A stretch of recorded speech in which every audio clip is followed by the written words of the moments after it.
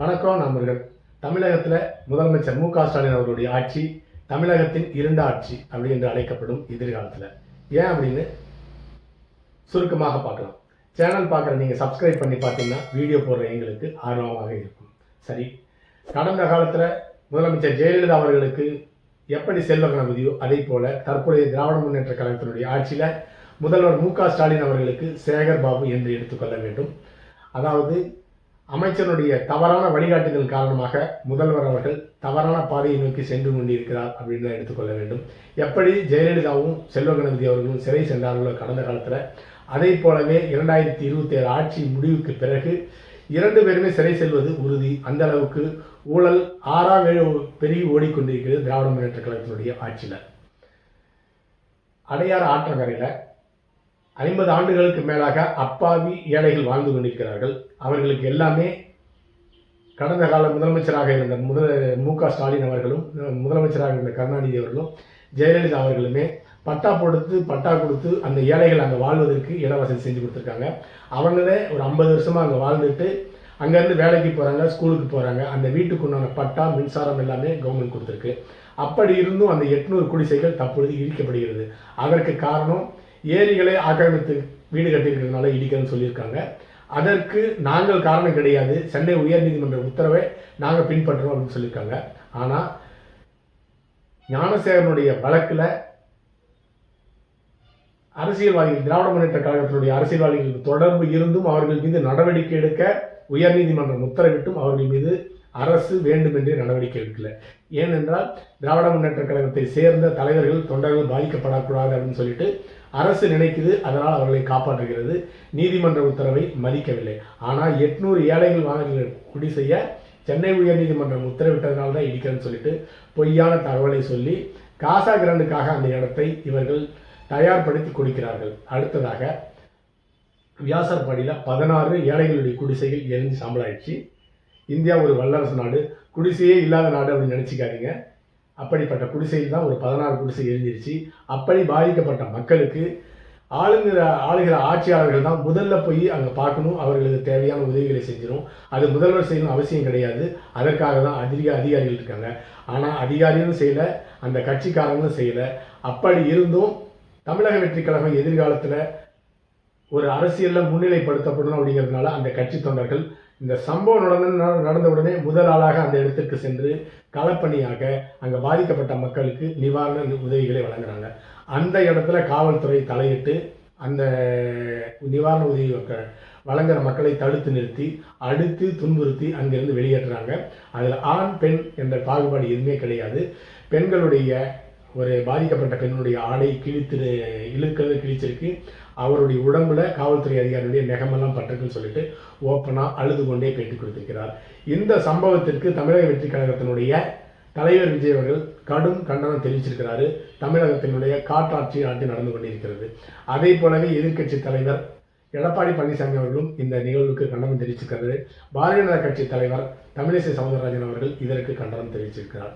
அதே போல நாம் தமிழர் கட்சியினுடைய தலைவர் சீமான் அவர்கள் வெளிப்படையாகவே மிகப்பெரிய கண்டனத்தை தெரிவிச்சிருக்கிறாரு. ஒரு பெண் எம்பி கூட பாராமல் ஆளுங்கட்சியை சேர்ந்தவர்கள் இப்படி அராஜகமாக நடந்து கொண்டிருக்கிறார்கள். ஆளுங்கட்சியை சேர்ந்த ஆட்சியாளர்கள் தான் முதல்ல போய் முன்கள பணியாளர் என்று உதவி பண்ணியிருக்கணும்.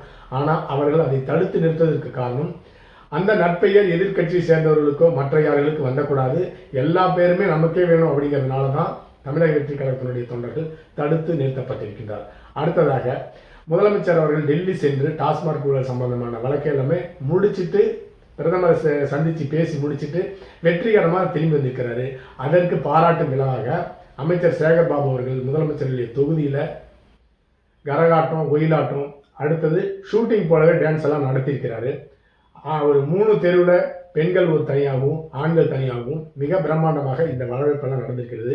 அதை முதலமைச்சர் அவர்கள் கைத்தட்டி வரவேற்று ரசிக்கிறார். சேகர் பாபு வரவேற்று ரசிக்கிறார்.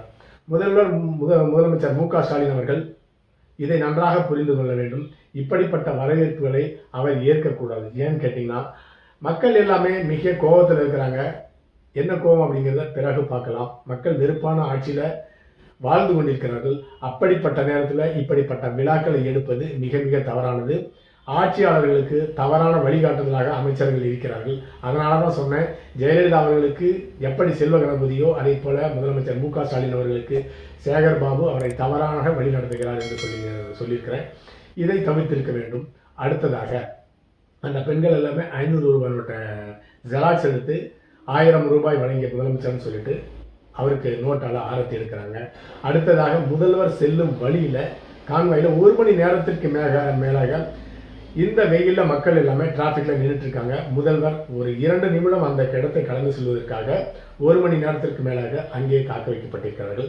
அங்கே மக்கள் எல்லாமே குமரிட்டு இருக்கிறாங்க. அப்படிப்பட்ட சூழ்நிலை நடந்திருக்கிறது.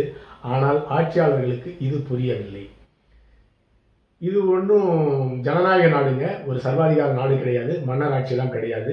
வடகொரிய அதிபரை போல கிம் ஜாங் உன்னை போல இங்கே முதலமைச்சர் மு க ஸ்டாலின் அவர்கள் மன்னர்லாம் கிடையாது. ஜனநாயக ஆட்சி எப்பொழுது வேண்டாலும் நிலைமை தலைமைகளாக மாறும். அதை அவர்கள் புரிந்து கொள்ளாதனால்தான் இப்படிப்பட்ட வரவேற்புகளை எல்லாமே முதலமைச்சர் மு க ஸ்டாலின் அவர்கள் ஏற்றுக்கொண்டிருக்கின்றார். அடுத்ததாக ஜெயலலிதா முதல் முறையாக ஆட்சிக்கு வந்த பிறகு எப்படி ஒரு அலங்கோலமான ஆட்சி தமிழகத்தில் 5 வருஷம் நடத்தினாரோ அதே போல முதலமைச்சர் மு க ஸ்டாலின் அவர்கள் அவர் முதல் முறையாக ஆட்சிக்கு வந்திருக்கிறார். ஒரு 10 வருஷமா திராவிட முன்னேற்ற கழகம் தமிழகத்தில் ஆட்சி இல்லை.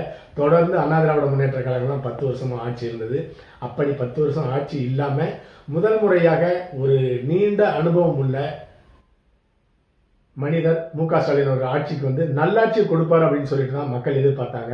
அதற்கு மாறான ஆட்சி நடந்து கொண்டிருக்கிறது. அதே போல ஜெயலலிதா அவர்களுடைய வளர்ப்பு மகன் திருமணம் எந்த அளவுக்கு பிரம்மாண்டமாக நடத்தப்பட்டு மக்களிடையே ஒரு அவப்பெயரை ஜெயலலிதாவுக்கு ஏற்படுத்தியதோ அதே போல முதலமைச்சர் டெல்லியிலிருந்து திரும்பி வந்தவுடனே அவருக்கு கொடுத்த கொளத்தூர் வரவேற்பு அதே போல ஒரு மோசமான பெயரை முதலமைச்சர் அவர்களுக்கு ஏற்படுத்தி கொடுக்கும். கடந்த காலத்தில் முதலமைச்சராக இருந்த மு க ஸ்டாலின் அவர்கள் தந்தை கருணாநிதி அவர்களுக்கு இப்படிப்பட்ட வரவேற்பை கொடுத்திருந்தா என்ன பண்ணிருப்பான்னு கேட்டீங்கன்னா, இந்த வரவேற்பை கொடுத்தது யார் அப்படின்னு கேட்டு உடனே அந்த அமைச்சரை அந்த ஏற்பாட்டை செய்த கட்சியிலிருந்து கொஞ்ச நாளைக்கு ஒதுக்கி வச்சிருப்பார். ஏன்னு கேட்டீங்கன்னா, இது கட்சிக்கு அவப்பெயரை தேடி கொடுக்கின்ற ஒரு நிகழ்வு என்று அவருக்கு புரிந்திருக்கும். முதலமைச்சர் கருணாநிதி அவர்களுக்கு கண்டிப்பாக புரிந்திருக்கும். தற்பொழுதைய முதலமைச்சர் மு க ஸ்டாலின் அவருக்கு இது புரியவில்லை. அதனால தான் ஷூட்டிங் ஆட்சி நடத்தி கொண்டிருக்கின்றார். மக்கள் எல்லாமே சொல்றாங்க, பத்திரிகையாளர்கள் சொல்றாங்க, இது ஷூட்டிங் ஆட்சின்னு சொல்றாங்க. அதற்கு ஏற்றால் போலதான் இந்த ஷூட்டிங் நடந்திருக்கிறது. அடுத்ததாக விண்ணை முட்டும் விலைவாசி. தமிழக அரசு விலைவாசி நூலில் தமிழ்நாட்டு மக்கள் எல்லாமே செத்து சுண்ணாம்பாகிட்டு இருக்காங்க. விண்ணை முட்டும் விலைவாசி அதாவது சொத்து வரி, பால் வரி, பதிவு கட்டண சொத்து பதிவு கட்ட வரி, மின்சார வரி, அனைத்து பெண்களுக்கும் 1000 ரூபாய் கொடுக்குறேன்னு சொல்லிட்டு தகுதி வாய்ந்த பெண்களுக்கு அப்படின்னு சொல்லி நிறுத்தி வச்சிருக்காங்க. அனைத்து இடங்களிலும் ரோடு போறேன்னு சொல்லிட்டு எல்லா ரோடையும் உடைச்சு போட்டு வச்சிருக்காங்க. சரியான பணி நடக்கவில்லை. மேம்பாலம் கட்டணும்னு சொல்லிட்டு வருஷ கணக்கில் இழுத்துட்டு இருக்காங்க, அதுவும் நடக்கவில்லை. இப்படிப்பட்ட நிலையில இப்படிப்பட்ட ஒரு ஆடம்பரமான ஒரு நிகழ்ச்சி ஏற்பாடு செய்து அதற்கு தலைமை தாங்கிய முதலமைச்சர் அவர்களுக்கு கண்டிப்பாக மக்கள் 2026 சட்டமன்ற தேர்தலில் சரியான பதிலடி கொடுப்பார்கள். எப்படி மத்தியில் பாரதிய ஜனதா கட்சி மக்களுக்கெல்லாம் சொத்து ஆட்சிக்கு வந்த உடனே தேனாரும் பாலாரும் உடன்னு சொல்லிட்டு சுவிட்சர்லாண்டில் இருந்து ஒரு 10 லட்சம் ரூபாய் ஒவ்வொரு தலைக்கும் அந்த ஊழல் பணத்தை கொண்டு வந்து உங்கள் டெபாசிட்டில் போகிறேன்னு பொய் சொல்லி ஆட்சிக்கு வந்தாரோ அதே போல தான் மு க ஸ்டாலின் அவர்களும் ஆட்சிக்கு வந்திருக்கிறார். பாரதிய ஜனதா கட்சி எப்படி ஒரு ரோட் ஷோவை நடத்துதோ அதே போலவே முதலமைச்சர் மு க ஸ்டாலின் அவர்களும் திராவிட முன்னேற்ற கழகத்தினுடைய ஆட்சியில் சென்னையில் ரோட் ஷோ நடத்தி கொண்டிருக்கிறார். அதனுடைய விளைவு 2024 தெரிய போகிறது. திராவிட முன்னேற்ற கழகத்தினுடைய ஆட்சியில் பெண்களுக்கு பாதுகாப்பு இல்லை. அதாவது குற்றவாளிகளிடமிருந்து பாதுகாப்பு இல்லைனால் பரவாயில்ல, திராவிட முன்னேற்ற கழகத்தை சேர்ந்த வட்டம் மாவட்டம் பொறுப்பாளர்களிடமிருந்தே சாதாரண பெண்களுக்கு பாதுகாப்பு இல்லாத நிலை தான் வாரத்தில் ஒரு இன்சிடென்ட்டாக நடந்துட்டு இருக்கு. அடுத்ததாக 6 வயது பெண் குழந்தை, 10 வயது பெண்களை சிறுமிகள் பள்ளிக்கிடையே படிக்கிற சிறுமிகள் எல்லாமே பள்ளியில் அரசு பள்ளியில் சொல்லிக் கொடுக்குற ஆசிரியர்களாகவே அவர்களுக்கு பாலியல் தொல்லை இருக்கிறது. இப்படிப்பட்ட நிலையில தான் இந்த சம்பவம் நடந்திருக்கிறது. இது மட்டும் போதாதுன்னு சொல்லிட்டு காவல்துறையை லாக்அப் டெத்து, கள்ளச்சாரையும், கஞ்சா மெத்து இதெல்லாமே சாதாரணமாக பள்ளி மாணவர்களிடையே உருவாகி கொண்டிருக்கிறது. அப்படிப்பட்ட நேரத்தில் மக்களுக்கு உதவ வேண்டிய அரசு மக்களுக்கு உதவாமல் எதிர்கட்சிங்க உதவி செஞ்சாலும் அதை தடுக்கிறாங்க.